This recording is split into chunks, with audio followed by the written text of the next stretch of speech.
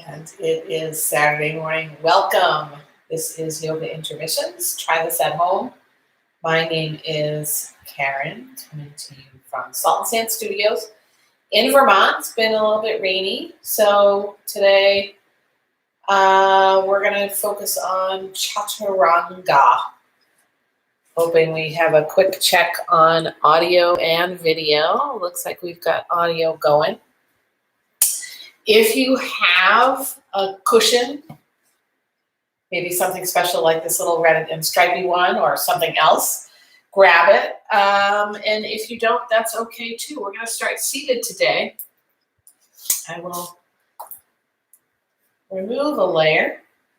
So Chaturanga, low push-up, four-limbed staff pose, Chaturanga Dandasana, is what we will do a little bit of focus on today, because oftentimes it can be a bear. And maybe for some of us, all of the time, it is a bear. Moving from high plank to low plank into a back bend. Maybe our shoulders aren't up to it. Maybe our chest isn't open enough. Maybe our elbows don't quite work the way we would expect it to. Maybe our wrists hurt. So we're going to do a few variations on the theme today, including, by the way, the fact that you don't have to do Chaturanga. You don't have to do low plank from high plank.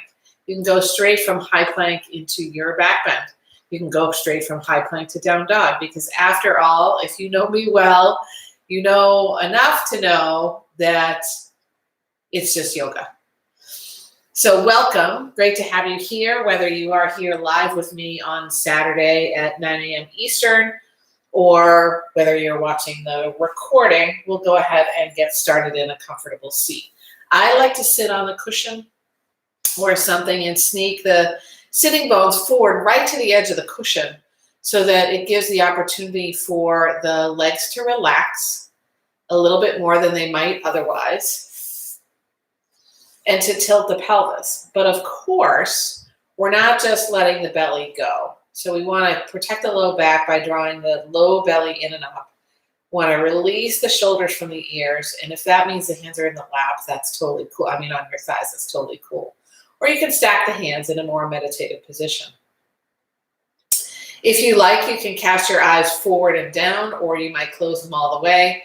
And there's a little bit of space between the lips. Today, we're going to find our breath of equal duration, working our inhales and our exhales to be of, shocker, equal duration. We'll start with a breath in through the nose. 4, 4, 3, 2, 1. And a breath out the nose for 4, 3, 2, 1. Inhale this time for 6, 5, 4, 3, 2, 1. Breathe out for 6, 5, 4, 3, 2, 1 to 8. In, 2, 3, 4, 5, 6, 7, 8, and out for 8.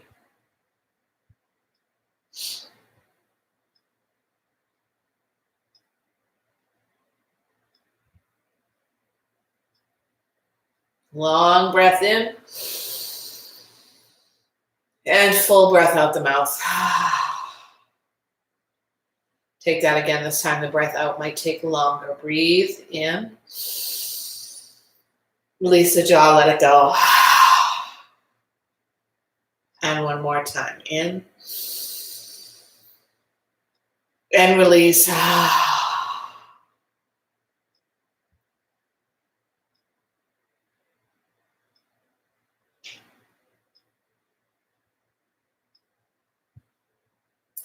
Knowing that we all have been socialized in some way, shape, or form to plan out our next 1 year, 3 years, 5 years, whatever it might be. What are you doing tomorrow? What are you doing next week? What are you doing for the weekend? Where do you see yourself in 5 years? Where do you see yourself in 3 years? Sometimes just kind of mastering the moment is the most important thing. And not worrying about what is going to come after this moment. Just finding what now is and means, and if we're doing something, what we do in that now. And then get to the next step. And today, our focus on Chaturanga will enable us to look at what the Chaturanga is, the 4-limb staff pose, the low plank, and not necessarily worry about how do we take the back bend afterward. That does not preclude doing the high plank to low plank to up dog. We will do that in practice, but we'll take a little bit of focus outside of that. Go ahead and find your way into a child's pose, coming face down, knees nice and wide. I like to start here because it connects us with the earth. We don't always start this way, but it is something that we often do. Big toes are touching, sitting bones toward the heels. Arms are long in front if they can be, and if they can't be, maybe you bend the elbows outward and stack the hands so that the forehead is resting on the backs of the hands. I'm doing that because my microphone gets in the way otherwise. So here, a long breath in as if you're breathing all the way into the tips of the toes. And a full breath out, extending the spine and the low back, top to bottom, side to side. If the arms are not long, make them so, and then bring the palms together. So the baby fingers, the pinky fingers, are on the earth.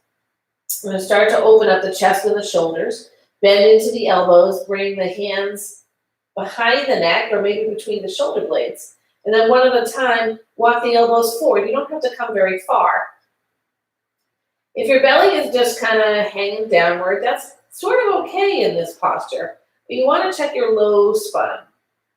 If you feel like you're not rounding the spine, but rather arcing the spine, you really want to draw the belly in and up a little bit and press the pelvis forward toward the earth. Breathe in and out, let it go. Hands will come to the earth. Draw into a tabletop shape. Knees come right under the hips. Wrists are right under the shoulders. We're going to reach the left leg along behind us and bring the top of the foot to the mat. So the shoelace side of the foot is on the mat. And if you just shifted the left hip up, square it with the right and squeeze the hamstrings and the glutes, squeeze the quads, and use those and the belly to float the leg off the mat. And point the toes downward or toward your left wrist, really reaching the left heel behind. If you have the balance and you're really working the shoelace side of the right foot and the outline of the left hand, you can float the right arm in front. But if that causes you to unsquare your hips, like an unsquare dance, bring the hand back down. We're going to bring the knee and elbow together or the knee and nose toward each other on a breath out. Inhale, extend. Breath out, knee to elbow or knee to nose. Inhale, extend. And one more time. Knee to elbow. Inhale, extend. Keep the foot raised, drop the hand down. Check in with the squaring of the shoulders and the hips. And keeping the leg off the mat, use the belly a lot and sweep the left leg over to the left. See if you can keep the foot active. For me, the foot actually lowers down. But again, it's yoga and you do what the body guides you to. And not what the body cannot do without pain. Sweep the leg behind you. Draw the knee above the left elbow, round into the spine. Inhale, extend, and drop your knee to the mat. Send the sitting bones toward the hips, a really long stretch, maybe like a kitty cat. Coming onto the heels of the hands, round the spine, come back to tabletop. Right foot extends behind you, shoelace side of the foot on the ground, square the hips. Press, press, press into the earth. Activate the right glutes, hamstrings, and quads. Use those muscles and the belly, the abdominals, to float the right leg off the mat. Keep the hips squared, point the toes down, reach the heel behind, left arm floats in front. Knee to elbow or knee to nose if the hand is down. Breathe in, lengthen out. Knee to elbow or nose. Inhale, get long. And one more time.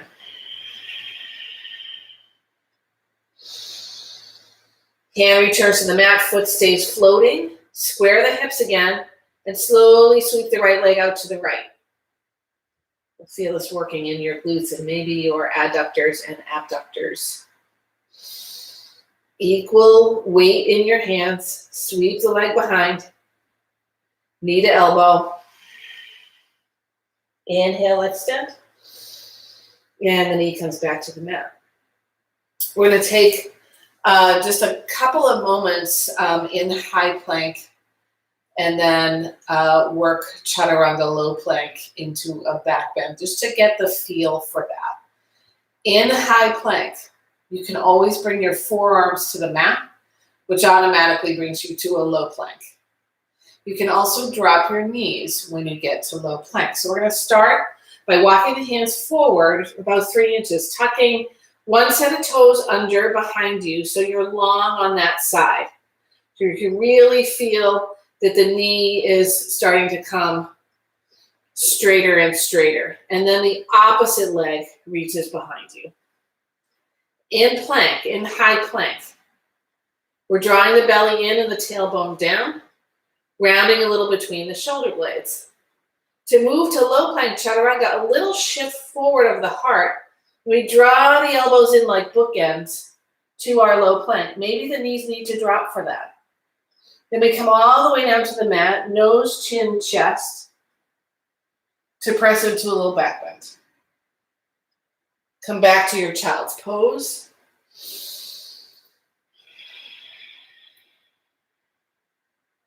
And then move to downward dog. Take your time. So high plank, a little back bend, some shoulder opening, and down dog are perfect supporters for working on chaturanga. Ch-Ch-Chaturanga. Rise to the tiptoes. Bend your knees and look past them. Walk to your hands. Moving our way into our sun salutation A. Take a forward fold over your legs. That could be a rag doll. Wherever you go, knees are bent, belly is on your thighs, and the head is hanging like a boulder off a bungee cord.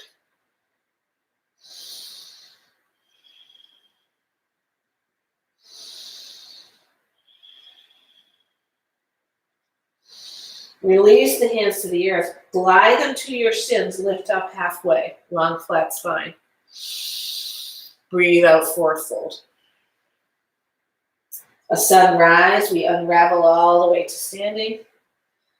Following the sun, we sweep the arms high overhead. And then as if it's the end of the day, a fold over our legs, sunset. Half lift. Forward fold, step, step back, high plank. Really feeling that plank. Shift the heart forward. Maybe your knees drop.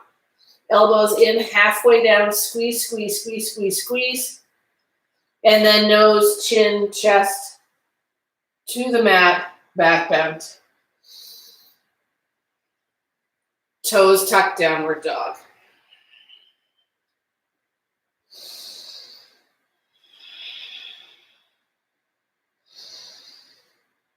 Make your way forward to your hands again. Move into our sun salutation B.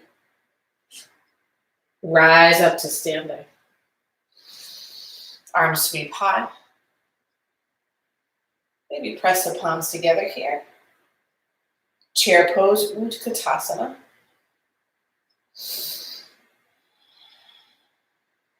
Inhale, reach high, stand up. Exhale for a fold over your legs, Uttanasana. Half lift, Ardha Uttanasana, long spine. Exhale, forward fold, step back, high plank. Heart shifts forward, knees drop, low plank. A back bend and downward facing dog. To continue sun salutation B, we take a warrior one. The right leg floats high off the mat, breath in. The foot steps inside the right hand, breath out. Back heel spins to the mat. And we use the belly to rise up, keeping a bend in the front knee. My stance is a little short, so I'm going to move my right foot forward. So the knee is over the ankle. Breathe in for the back bend. Exhale, hands frame your front foot. Step back, high plank. You can always go right to down dog because we're going to be doing a few more of these than normal today.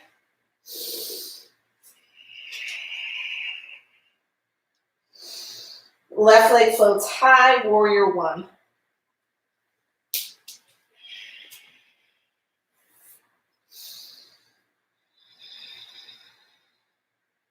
Inhale, back bend. Exhale, hands frame your front foot, step back, high plank. I'm going to go straight to down dog because we're going to do more low planks later on.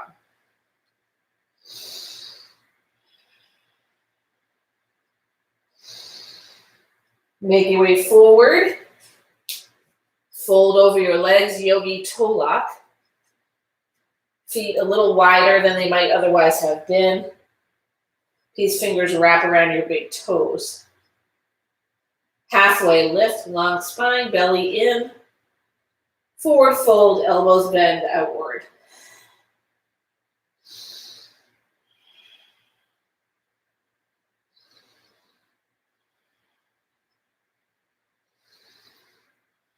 Slowly unravel all the way to standing. Mountain pose, Tadasana, hands by your sides.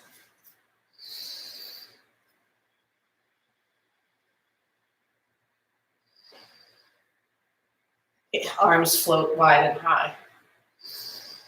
Exhale, cactus shape arms. Start to feel the pelvis move forward, elbows outward.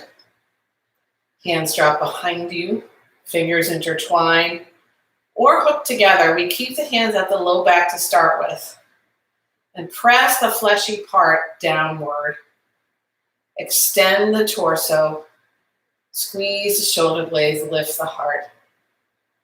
Then slowly you can extend the arms.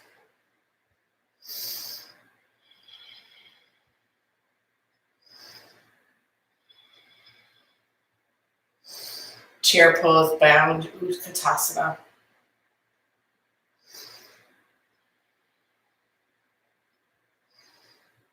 Slowly float your weight into your right foot and lift the left knee in toward your heart. Crescent lower body, stepping the left foot way to the back of the mat. Take your time.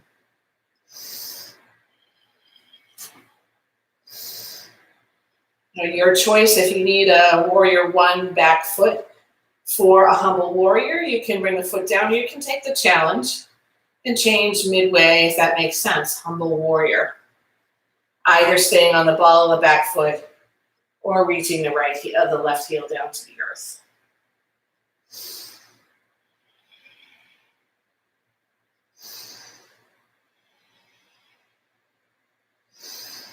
On an exhale, both hands inside the right foot.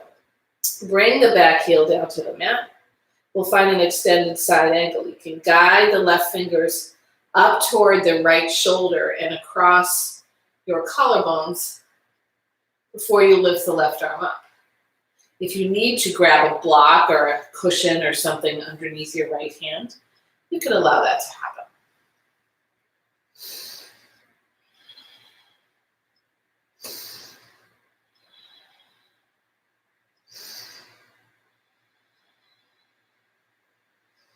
We're going to bring the back foot parallel to the back of the mat and use the belly a lot to come into a warrior two.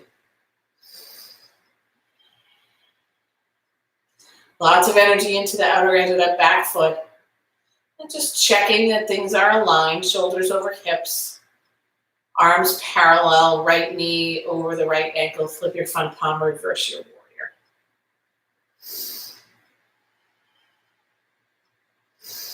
Side angle right forearm inside the right thigh. Left arm sweeps around, the bicep could stay over the ear. Or if it helps to open up the heart a little bit more, you could bring the fingertips toward the sky.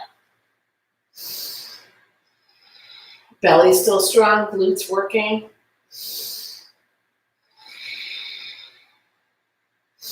Warrior 2. Reverse. And hands will windmill inside your front foot. Come to the ball of the back foot. And heel toe the right foot out to the right. It's parallel to the outer edge of your mat. We're going to find lizard, so you might drop the back knee and untuck the toes. And then the hands can walk forward, allowing the arms possibly to come to the mat or a block. My hips are kind of tight today. I'm going to leverage a block. The right foot peels open like a book. We shift the pelvis forward rather than down.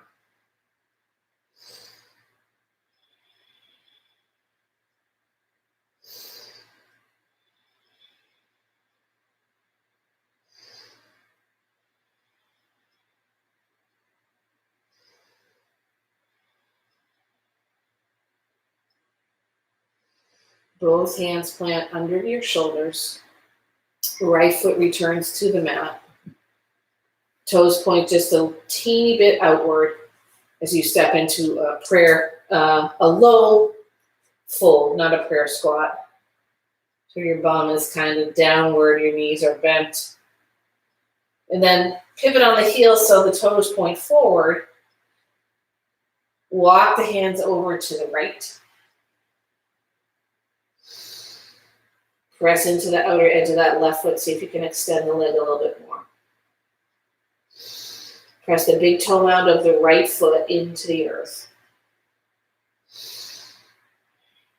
Sweep around to center and the opposite side. Same gig, working towards straight legs if you can.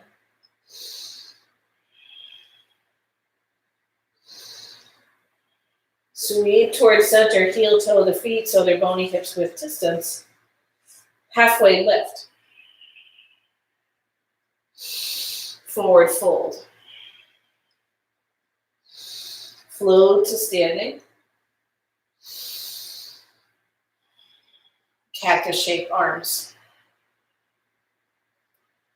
Bring the hands behind your head. Fingers can intertwine or not, your choice. Elbows nice and wide, big breath in. Exhale, tilt to the right. Torso is long, legs are sturdy. Abdominals fortified with integrity. Sounds like a breakfast cereal. Now, fortified with integrity.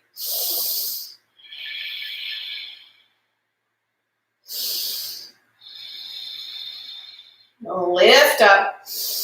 Exhale, tilt to the other side.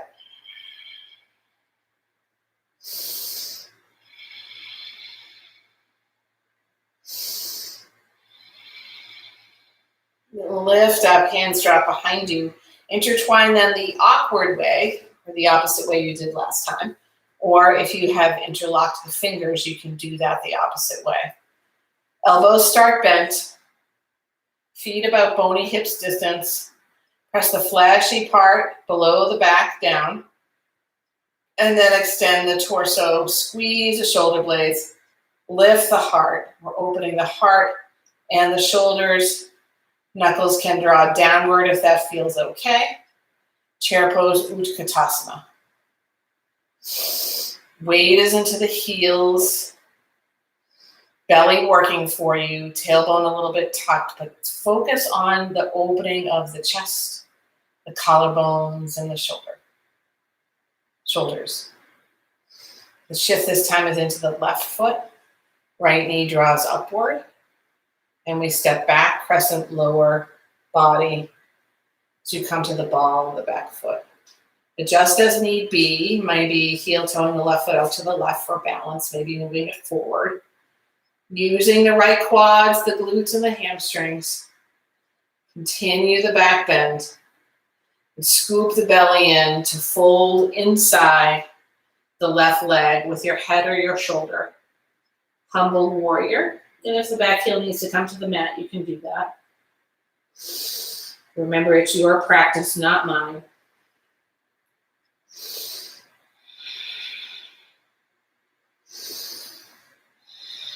The left hand drops to the earth.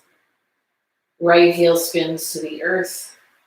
Open up, extended side angle. I need to make my stance a little bit longer. And I'm going to grab a block.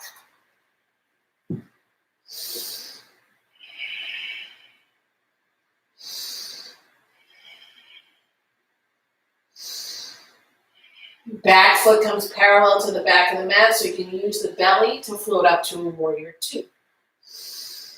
Situate the body, shoulders and hips in the same plane. Left knee moves away from the midline. Energy into the outer edge of the back foot and the glutes work in there. Flip your front palm, reverse your warrior.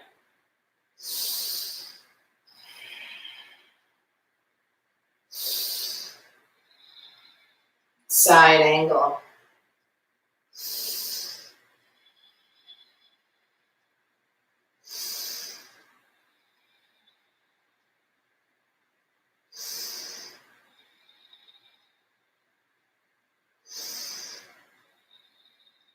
Warrior two.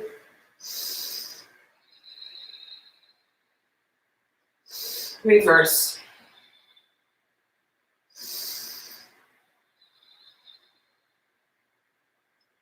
Hands windmill inside your left foot. Remove your block if you have it. We're moving into lizard pose. We come to the ball of the back foot first. Heel toe the left foot out to the left. Keep it parallel to the outer edge of the mat. Maybe drop your back knee. Peel the left foot open like a book. And maybe you stay here or walk the hands forward, allowing the forearms to come to something, the mat, a block, a blanket. And the left knee moves outward. The pelvis moves forward.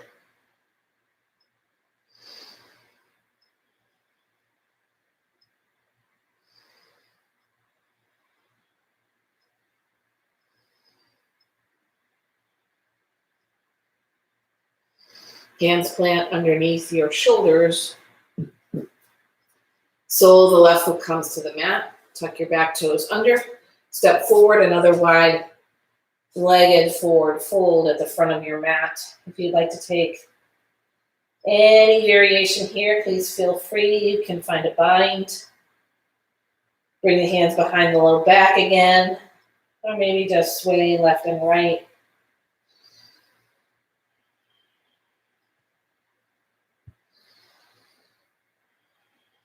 Pause for stillness, heel toe of the feet in, bony hips width distance. And sit into chair pose one final time in this practice.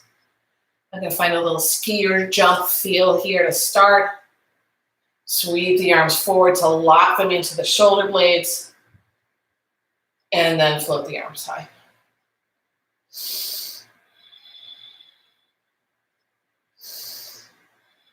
I'm going to take a soft twist. You're welcome to go deeper, hands to the heart. Then either adjust a twist to the right, staying relatively upright in your chair, or you can tuck the left elbow outside the right thigh or knee.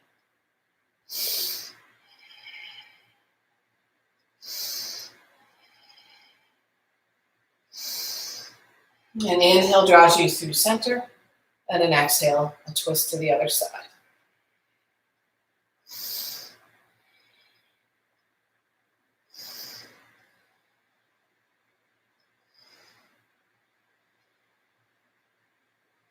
Inhale towards center, rise to standing. Exhale, forward fold. Halfway lift, long spine. Exhale, forward fold, high plank. Now, drop your knees. We're going to take a few minutes on the Ch-Ch-Chaturanga. So, what I've heard from people is my elbows just splay out. And or, so coming to a low plank, my elbows just go like this, outward, rather than book ending the Chaturanga. I have also heard from people that my bum sinks, or my bum is too high, or that I sink between my shoulder blades. Hopefully you can see all of those. Sinking between my shoulder blades, sinking into my hips, and what was the other one I said? Oh, my bum is too high.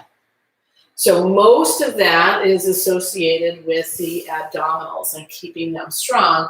And sometimes it's because we don't know how to keep them strong, or because we're working on the strength there. And all that's okay. My suggestion to you is, if you could have someone watch you or look in a mirror and see what is happening in your low plank, in your high plank for that matter, and they can tell you you're scooping into the shoulders, or you're dropping your belly, or you're dropping your hips, or you're lifting your hips, rather than, it's called a plank. So you want to be plank shape, long and straight. You're not even top to bottom because your arms are longer than your feet. Even in your low plank, even if the knees are down, you want to be long from the knees to the crown of the head. You can find options like using a strap that's as wide as your shoulders and drawing it around your upper arms. If your elbows, this might be a little bit wide, but if your elbows sneak outward, you can always practice just here to here, here to here, here to here, to work the elbows in. The middle fingers are pointing forward, the fingers are wide, but the thumbs are not so wide that it's causing distress. But if you're using, well, if I'm using the strap to come into my low plank, it's difficult for me to make my way to a back bend because there are parts in the way. So you would just practice this way to build some strength and make sure you're using your abdominals. So the other thing that can happen is you can use a wall. So I'm going to stand up and come over to a wall. I don't know how easy this will be to see, but we're going to play with it a little bit. So you're going to stand about a foot or so from the wall. Bring your hands to the wall, parallel to your shoulders as much as possible. And then simply draw the elbows in toward the rib cage, draw the pelvis forward, and then come closer to the wall, keeping the elbows scooped in. Press away. You're not doing a lot for your strength, but you're doing a lot for proprioception. You might even stand farther away from the wall so that the arms are as extended as they can be. And take that again, drawing the elbows in, you come forward. Keep the belly strong, press away from the wall. Come forward, press away. Working toward that plank feeling. You got that plank feeling. All right, so we're going to work into a high plank from tabletop. Stretch one leg behind you, ball of the foot on the ground. Stretch the other leg behind you, ball of the foot on the ground. If you're sinking into your shoulders, round them. Imagine you're creating real estate. If you're sinking into your hips, draw the belly in and up and reach the heels back. Low plank, elbows in, halfway down. Maybe your knees drop. Press back up. Keep the belly strong, long plank spine. Come halfway down. Press back up. If that is too much for you, when you come to your plank, you can work your upper body strength by using your forearms on the ground. This is really good as well if you have wrists that get cranky. So we check that the elbows are not splaying out. And we do the same thing. Draw the belly in, press between the shoulder blades, step one foot behind and then the other. This is actually, for me, is a little harder. It's a great prep for arm balances. So drawing the belly in and up, reaching the heels behind, and making some space between the shoulder blades. Low plank, you're already in it. So you might find your back bend by bringing the bony hips to the earth and finding a sphinx. So we'll take one more round. I'm going to move into child's pose for a moment. Stretch out my lower back.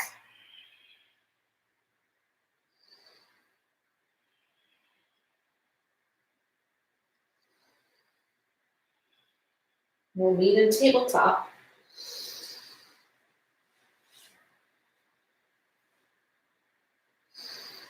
Extend one leg behind. Really draw the kneecap toward the quad on the same side. Draw the belly in. Step the other foot behind, high plank. If you need to be on your forearms, take that instead. If you need your knees to drop, way down. And then nose, chin, chest, lengthen out. You're flat onto the mat. Hands are outside your chest or under your shoulders. Elbows in. Navel lifts, so you're pressing the pelvis downward, forward. And we lift up, maybe just a little bit, back bend. Exhale down to the mat. Child's pose. I'd ask if there are any questions. You're welcome to pop something into the chat. But a little hard to do audience participation.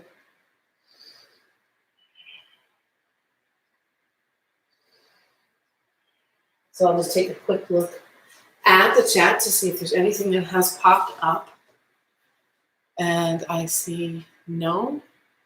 Great. So one of the things you could do is drop me a note on Facebook or Messenger afterward, or drop a note here, or send something to contact@saltandsandstudios.com if you have questions about Chaturanga. It was a brief focus based on the rest of our practice where we, as I mentioned, opened up the shoulders, the heart, worked the abdominals a little bit. We're going to work them a little bit more in a moment.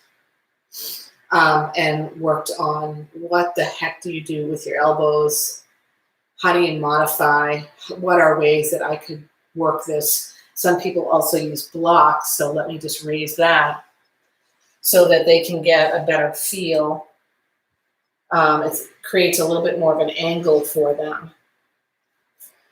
So if you come into your high plank, and then your elbows in for low plank and press up. You could do this with your strap as well. But you really got to keep the belly strong and reach the heels behind. Working not to let the elbows splay out. And if you feel like you're sinking toward the earth, nose, chin, chest, nose, chin, chest, nose, chin, chest. Because the most significant area of insecurity will be your low back. And we don't want to compromise the low back. Sometimes the upper back, underneath the shoulder blades or between the shoulder blades, starts to get painful.